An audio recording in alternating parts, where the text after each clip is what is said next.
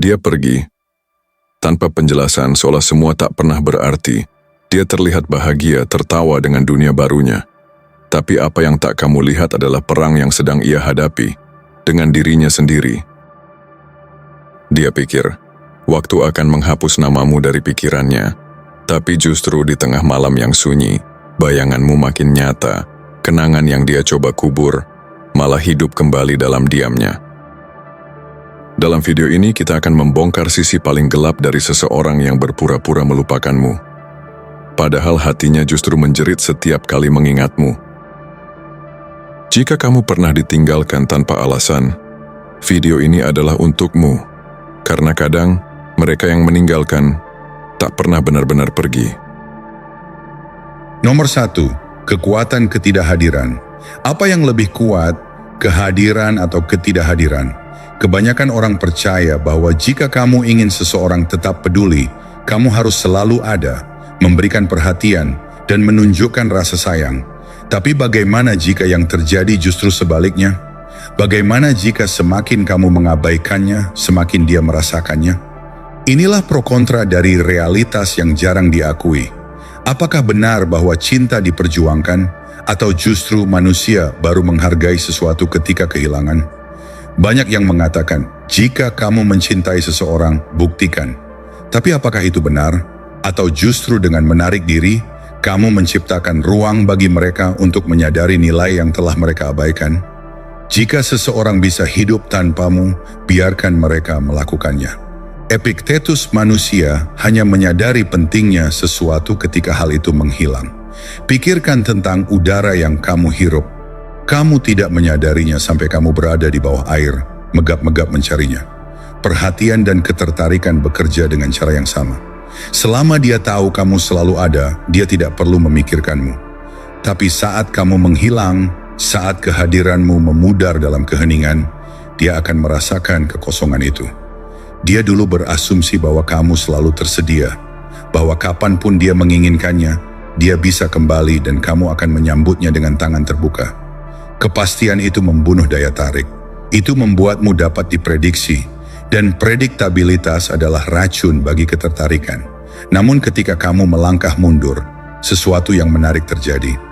Keheninganmu menciptakan ketidakpastian. Tiba-tiba ada kekosongan yang harus diisi, dan pikiran manusia membenci kekosongan itu. Dia mulai bertanya-tanya, apakah aku membuat keputusan yang tepat? Mengapa dia tidak mencoba menghubungi? Apakah dia benar-benar sudah melanjutkan?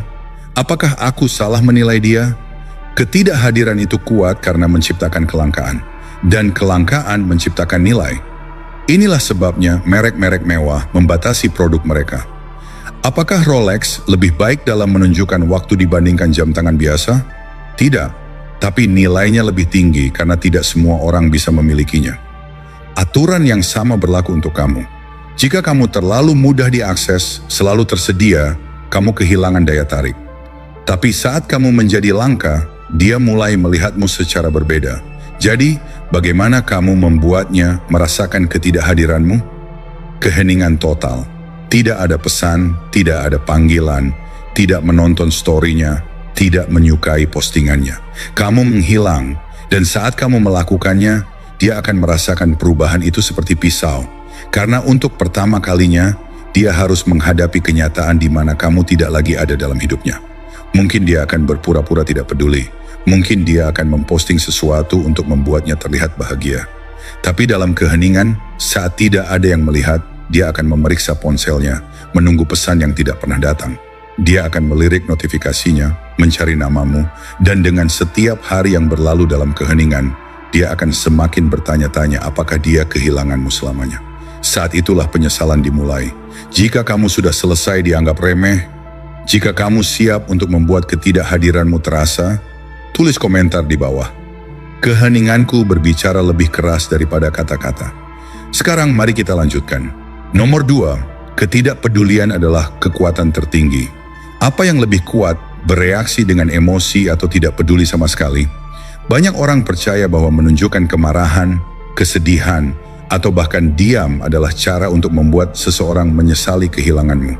Tetapi bagaimana jika itu tidak cukup? Bagaimana jika kekuatan sejati justru berasal dari ketidakpedulian total? Disinilah pro dan kontranya. Ada yang berkata, jika kamu mencintai seseorang, tunjukkan, jangan bersikap dingin. Tapi apakah itu benar? Atau justru ketika kamu berhenti peduli, disitulah dia mulai merasakan kehilangan? Orang yang paling kuat adalah orang yang paling sedikit bergantung pada orang lain.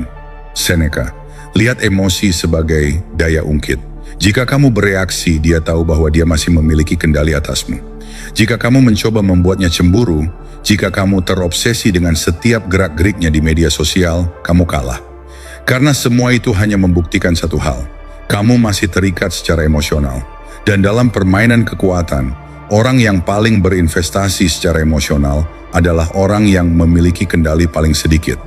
Tapi ketika kamu tidak memberinya apa-apa, tidak ada reaksi, tidak ada validasi, tidak ada tanda bahwa dia masih penting, itulah saat dia mulai panik. Karena sekarang dia tidak tahu di mana dia berdiri. Dia mengharapkanmu mengejar, mengharapkanmu terpengaruh, tetapi tiba-tiba dia yang mulai merasa tidak seimbang. Inilah kenyataan yang brutal. Jika seseorang yakin bahwa mereka bisa memilikimu kapan saja, mereka tidak akan menghargaimu. Tetapi ketika kamu membuat mereka mempertanyakan kepastian itu, segalanya berubah. Ketidakpedulian adalah gerakan kekuatan pamungkas. Saat kamu berhenti menunjukkan bahwa dia penting, dia mulai bertanya-tanya kenapa.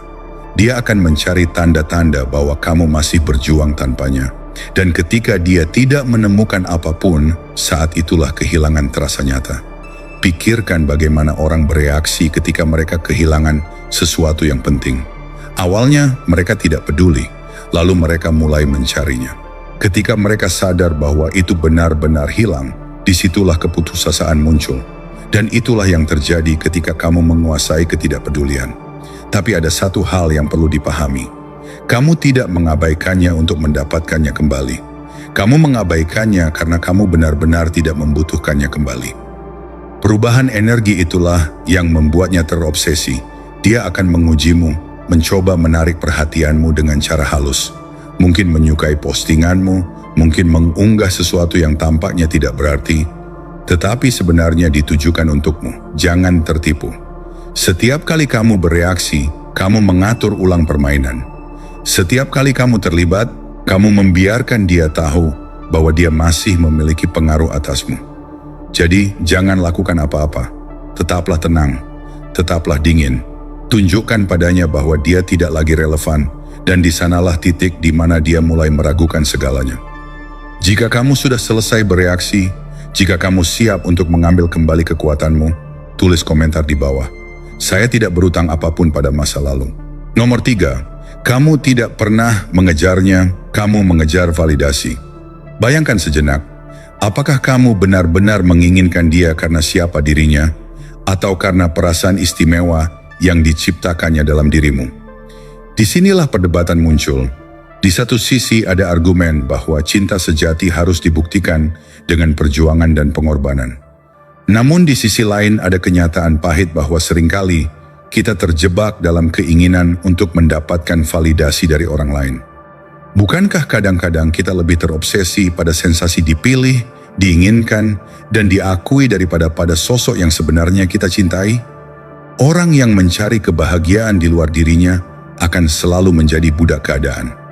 Epictetus, kutipan Stoik ini, mengingatkan kita bahwa kebahagiaan dan harga diri seharusnya datang dari dalam, bukan dari cermin yang dipantulkan oleh penilaian orang lain. Banyak pria dan wanita terjebak dalam perangkap emosional, tanpa sadar mengejar bayangan dari apa yang seharusnya bisa mereka berikan pada diri mereka sendiri. Mereka percaya bahwa jika dia tidak hadir, maka harga diri mereka pun ikut sirna. Padahal yang sebenarnya mereka rindukan adalah sensasi merasa cukup, perasaan yang seharusnya menjadi milik diri sendiri. Kita sering salah kaprah ketika kita mengizinkan persetujuan dan validasi orang lain menjadi tolok ukur harga diri. Ketika kamu menyerahkan kekuatan itu pada seseorang, kamu pada dasarnya membiarkan dia menentukan seberapa berharganya dirimu. Dan begitu ketika ia mundur atau menarik diri, kekosongan itu langsung menggerogoti kepercayaan dirimu, membuatmu merasa hampa dan kehilangan arah. Ini bukan tentang kehilangan seseorang yang kamu cintai, melainkan tentang kehilangan kontrol atas diri sendiri. Jika kamu terus mengejar dia atau terus mencari tanda-tanda bahwa kamu dibutuhkan, maka kamu sebenarnya tidak pernah benar-benar mengejarnya. Yang kamu kejar adalah ilusi bahwa tanpa kehadirannya, kamu tidak bisa merasa utuh. Dan semakin dalam kamu terjebak dalam pencarian itu, semakin kamu menurunkan standar untuk dirimu sendiri. Pro dan kontra pun muncul. Ada yang berargumen bahwa cinta harus diperjuangkan, tetapi di sisi lain, terlalu banyak perjuangan dalam mengejar validasi eksternal justru membuatmu terjebak dalam siklus yang tak berujung. Mungkin saat ini kamu merasa patah hati, bukan karena kehilangan dia secara fisik, tetapi karena kehilangan cermin yang selalu membuatmu merasa berharga. Kamu meratapi kekosongan itu, tidak menyadari bahwa selama ini kamu telah membiarkan dirinya mengambil alih penilaian atas siapa dirimu. Ketika kamu mulai menyadari bahwa kunci kebahagiaan itu ada di dalam diri sendiri, maka segalanya akan berubah. Bayangkan, ketika kamu memutuskan untuk berhenti mencari persetujuan dari luar, kamu mulai membangun fondasi validasi internal. Kamu berhenti melihat dia sebagai sumber kebahagiaan dan mulai menggali kekuatan serta potensi yang selama ini tertutup oleh kebutuhan akan validasi eksternal. Di titik inilah, secara perlahan namun pasti, kamu menjadi tak tersentuh. Kamu tidak lagi terikat oleh keinginan untuk dibenarkan oleh orang lain, sehingga secara tidak sadar, kamu mengembalikan kendali atas hidupmu. Ironisnya, saat kamu berhenti membutuhkan validasinya, perlahan-lahan dia mulai merasakan kekosongan yang sebelumnya kamu isi dengan keberadaannya. Dia mulai mempertanyakan, mengapa kehadiranmu begitu tidak bergantung? Mengapa kamu bisa berdiri teguh tanpa harus terus-menerus mencari pengakuan? Kemandirian dan kepercayaan diri yang terpancar dari dirimu akan menjadi magnet yang menarik perhatiannya dengan cara yang tidak pernah kamu bayangkan sebelumnya. Intinya, kamu tidak pernah benar-benar mengejarnya. Kamu hanya mengejar bayangan dari kebutuhan akan validasi, ilusi bahwa kamu tidak akan pernah utuh tanpa pengakuan dari orang lain. Jika kamu sudah cukup lelah mencari-cari harga diri dari luar, inilah saatnya untuk berpaling ke dalam. Mulailah mencintai dirimu sendiri, hargai setiap aspek dari siapa kamu, dan bebaskan dirimu dari belenggu harapan orang lain. Jika kamu siap untuk menghentikan pencarian yang melelahkan itu, dan mengambil kembali kekuatan atas hidupmu, tekan tombol like, subscribe, aktifkan notifikasi, dan tulis komentar di bawah. Saya memvalidasi diri saya sendiri. Tidak ada orang lain yang memiliki kekuatan atas saya. Sekarang, mari kita lanjutkan perjalanan menuju kemandirian sejati. Nomor 4, pola pikir stoik, lepaskan atau hancur. Bayangkan di persimpangan jalan emosimu, di mana kamu dihadapkan pada dua pilihan yang mendasar, melepas atau hancur. Banyak yang berpendapat bahwa patah hati adalah waktu untuk terus mengumpulkan potongan-potongan luka, sedangkan yang lain percaya bahwa melepaskan adalah kunci untuk tumbuh. Namun, apa artinya benar-benar melepaskan? Apakah itu berarti menekan emosi atau justru menguasai diri sendiri? Inilah pro kontra yang harus dihadapi, di mana setiap pria dan wanita harus memilih. Apakah kamu akan membiarkan rasa sakit menguasaimu atau mengubahnya menjadi bahan bakar untuk menciptakan kehidupan yang lebih kuat dan bermakna? Dalam dunia stoik, pilihan itu jelas, lepaskan atau hancur. Namun bukan berarti kita harus membungkam seluruh emosi kita. Stoikisme mengajarkan bahwa kita tidak mengendalikan orang lain, tapi kita memiliki kekuatan mutlak atas reaksi dan pertumbuhan diri kita sendiri. Bukanlah hal-hal yang mengganggu kita, melainkan cara kita menafsirkannya. Epictetus. Kutipan ini mengingatkan kita bahwa kekuatan sejati bukan berasal dari seberapa besar penderitaan yang menimpa, melainkan dari bagaimana kita memilih untuk meresponsnya. Sebagian orang mungkin berargumen bahwa menganalisis setiap kata, setiap gerak-gerik, bahkan mencoba mencari kepastian dari media sosial adalah wujud dari kecintaan dan perhatian. Tapi ironisnya, setiap detik yang kamu habiskan untuk memeriksa keberadaan seseorang hanya mengalihkan fokus dari pertumbuhan pribadimu. Bukankah lebih baik mengarahkan energi itu untuk menciptakan diri yang lebih hebat? daripada terus-menerus terjebak dalam lingkaran keputusasaan. Disinilah perdebatan terjadi. Apakah kita harus terus mencari penjelasan dari orang lain? Atau apakah kita harus berdamai dengan ketidaksempurnaan dan mengambil kendali penuh atas pikiran kita?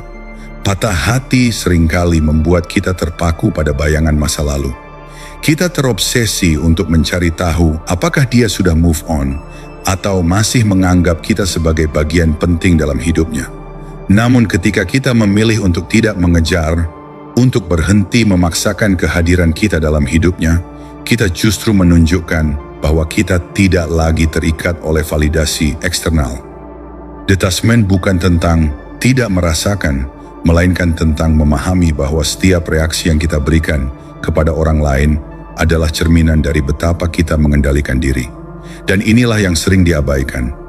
Saat kamu berhenti menonton kehidupan orang lain dari pinggir lapangan, saat kamu berhenti membiarkan kehadirannya menentukan perasaanmu, disitulah kamu mulai menemukan kebebasan sejati.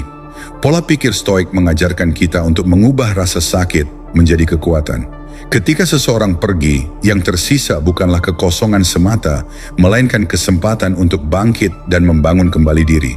Bukannya terus-menerus mengonsumsi pikiran tentang apa yang telah terjadi, kamu dapat memilih untuk fokus pada responsmu sendiri. Disiplin pertumbuhan dan penciptaan kehidupan yang begitu memuaskan hingga kepergiannya tidak lagi memiliki arti. Inilah esensi dari kebebasan. Melepaskan kebutuhan untuk mendapatkan penutupan, menghindari keinginan yang terus-menerus mengisi kekosongan dengan harapan yang tak pasti. Di tengah pro kontra ini, ada yang berpendapat bahwa menahan perasaan dan tidak bereaksi adalah tanda kelembutan. Namun di sisi lain, menjadi stoik berarti membangun kekuatan dari dalam. Ketika kamu memilih untuk tidak terjebak dalam keputusasaan, ketika kamu berhenti memeriksa media sosialnya, ketika kamu berhenti menganalisis setiap pesan atau postingan, itu adalah deklarasi bahwa kamu sudah terlalu jauh berkembang. Kamu tidak lagi mengizinkan orang lain mengendalikan emosimu. Kamu memilih untuk hidup sesuai dengan ketentuanmu sendiri, bukan sebagai cermin dari keinginan orang lain. Saat kamu menguasai seni detachment, sesuatu yang luar biasa terjadi.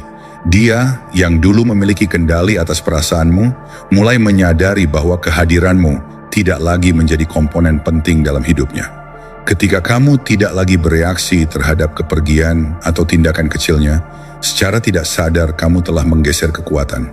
Disinilah, pada titik di mana kamu sepenuhnya memfokuskan diri pada pertumbuhan pribadi, mengunjungi pusat kebugaran, mengasah keterampilan, dan menciptakan kehidupan yang memancarkan kemandirian, kamu menjadi sosok yang tak tergoyahkan. Bagi setiap pria dan wanita yang pernah merasakan patah hati, ingatlah bahwa setiap detik yang dihabiskan untuk terjebak dalam masa lalu adalah detik yang mencuri kesempatan untuk masa depan.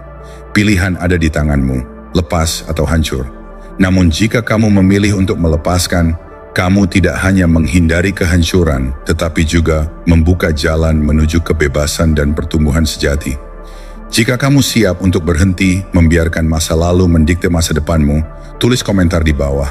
Saya mengendalikan fokus saya, dan fokus saya adalah pada diri saya. Nomor 5. Pengejaran terbalik. Seni mengubah ketidakhadiran menjadi kekuatan. Pernahkah kamu merasa lelah dengan pola pikir bahwa selalu harus mengejar perhatian seseorang agar tetap berarti? Di satu sisi, ada yang berpendapat bahwa untuk mendapatkan kembali kehangatan dalam hubungan, kamu harus terus menunjukkan bahwa kamu peduli.